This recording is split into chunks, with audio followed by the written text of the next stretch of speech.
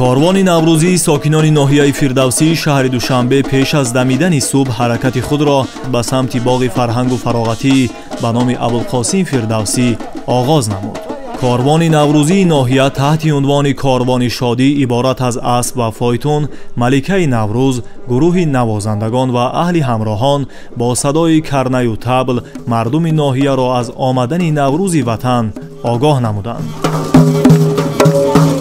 ما از صبح صدیق این نوروز را با یک شهامت، با یک خرسندی پیشواز گرفته ایستاده‌ایم، خرسندی کرده ایستاده‌ایم، از اومدی بهار استقبال گرفته ایستاده‌ایم. برگزار نمودن کاروان نوروزی یکی از مراسم‌های اساسی این جشن اجدادی میباشد و جوهر آن را آگاه نمودن ساکنان از فرارسیدن روز نو یا خود نوروز تشکیل می‌دهد. امروزها جشن بین المللی نوروز در تمام قلمرو مملکت توسط برنامه‌های پرشکوه ایدانه، برگزاری برنامه‌های هنری با حس افتخار از وطنداری و شکوفایی مملکت و ارج گذاشتن به میراث پرغناوت نیاگان تجلیل گردیده ایستاده است.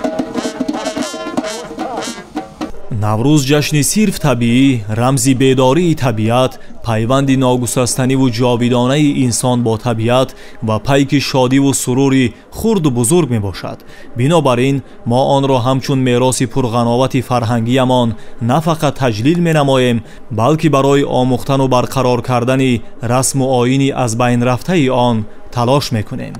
نهایت کاروان نوروزی مقامات اجرایی حاکمیت دولتی ناحیه فردوسی شهر دوشنبه به سحنگاه نوروزی یعنی به باغ فرهنگ و فراغتی به نام ابوالقاسم فردوسی رسید و ساکنان ناحیه با صمیمیت خاص و رقص و شادی از آن استقبال نمودند.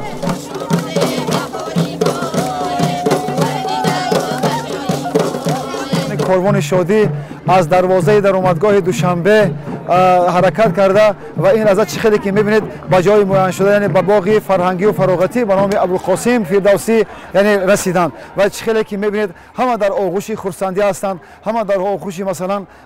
تحت نوای سرودهای نوروزی هستند و میگویم که به بهار نو رسیدم زی بهار شکر گویم، به نگار نو رسیدم زی نگار شکر گویم، شکر نگار نو رسیده، شکر بهار نو رسیده، شکر این خرسندی ها، شکر نوروزی، شکر استقلالت تاجیکستان عزیز و مهربان. و من از فرصت مناسب استفاده برده از نام مقامات اجرایی حاکمیت دولتی ناحیه فردوسی شهر دوشنبه تمام ساکنان پایتخت و من جمله ساکنان